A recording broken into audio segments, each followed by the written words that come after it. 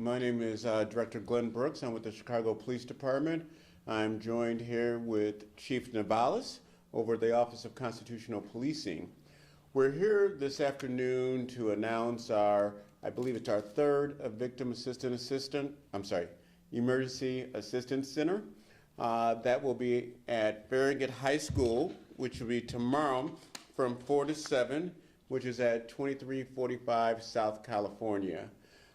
This is not only response to the 7 individuals who were shot and one fatally, unfortunately, this Saturday, but for all victims of violence who've experienced that horrible tragedy. Anybody who's been shot, anybody who has had a family member who has suffered the consequence of gun violence is more than welcome, and we encourage to come and connect with the services to begin or continue that healing process. One of the things we really want to do is ensure that we get people the services they need to continue to return to a healthier life. As we go forward, I just want to note that we are very thankful to our partners who come there. We have many community partners. I don't want to list them all, but I do want to highlight New Life in Enlace, who've been very instrumental in the Little Village neighborhood, providing not only victim services, but a host of social services to the community as they move forward. So I am able to take any questions if we have any, and the chief here is able to provide any Spanish that anyone might need. If you could go into detail, so this is happening tomorrow. Is it available any other time, or is it going to be something that's going to be a permanent fixture in the neighborhood? So what is a permanent fixture in the neighborhood is our victim services. So the department, we have a crime advocate, which is assigned to the 10th district. We have a number of victim advocates throughout the city.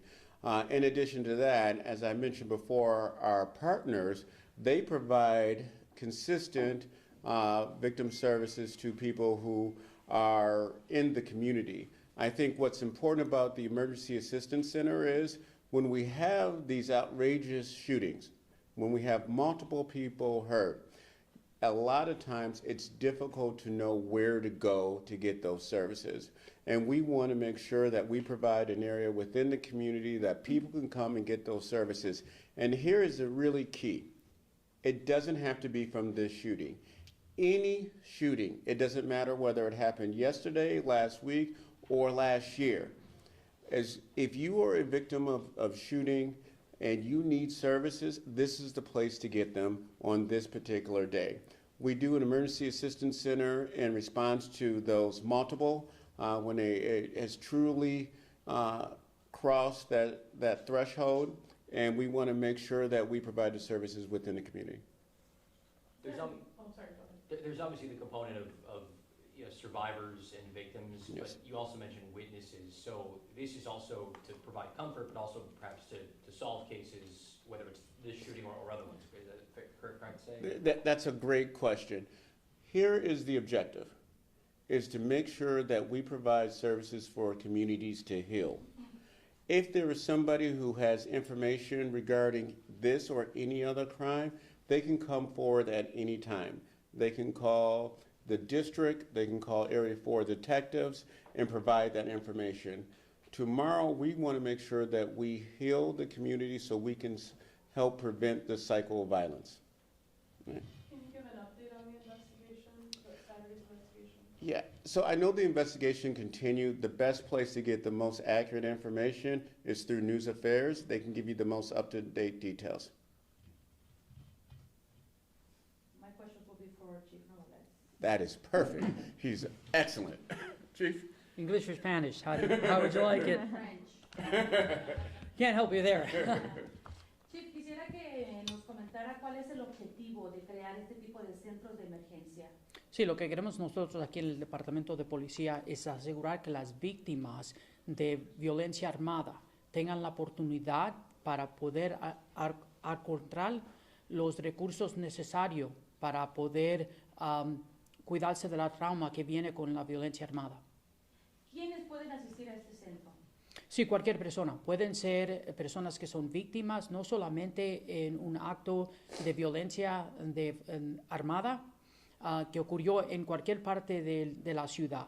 Pueden venir a este evento para buscar recursos. Queremos familiares de personas que han sido víctimas, personas que ayudan en el barrio, que quieren ofrecerse para ayudar, pueden venir a este centro y los podemos conectar con las víctimas y las gentes sufriendo la trauma.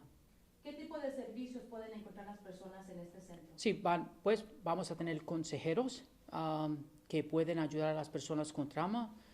Pueden ser personas que han sido víctimas de violencia doméstica. Vamos a tener consejeros ahí para que ayuden a esas personas cómo negociar la trauma que han sufrido.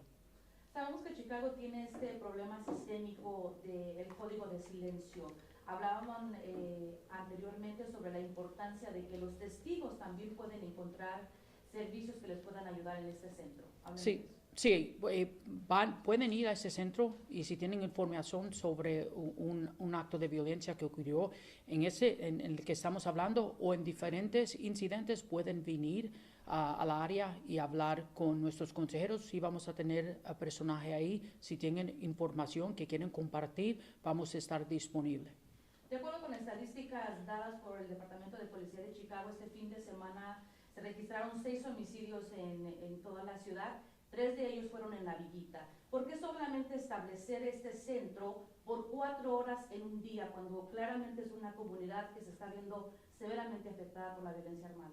Sí, no, exactamente. Lo que queremos hacer es, porque hubieron muchos incidentes en una área en particular, es porque escogimos esa área.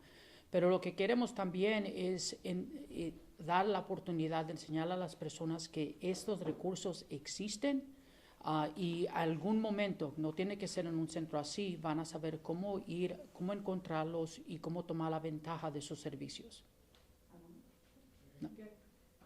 Thank you guys. I'm sorry, one second. Could you repeat in English the anonymity, how anonymous a person can just kind of, come in and they won't give out their name? Yeah, no, absolutely. Anybody that has been a victim of violent crime that has the opportunity to come to our center. And then speak to counselors there. That anonymity is there, whether the individual is coming to talk about the trauma that they've suffered, or if there is some information that they'd like to share, the anonymity will be there. What we want to do is make sure that our folks are safe, that they have the help that is necessary, and if there's any help they can provide to us, we'll be more than glad to accept it. Director Brooks, one last question. You mentioned this is the 3rd time CPD has done this? Yes.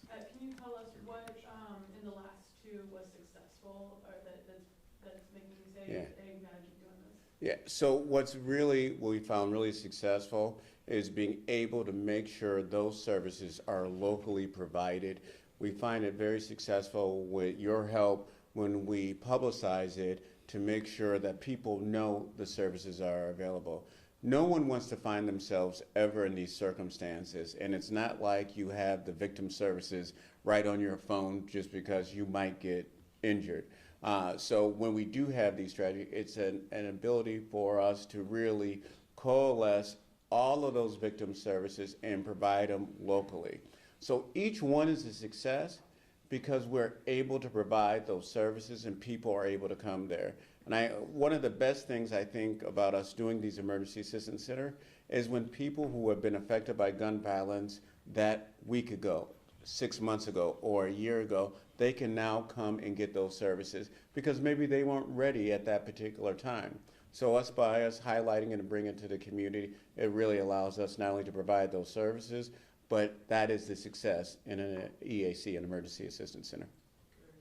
All right, thank you very much for being here. Appreciate you.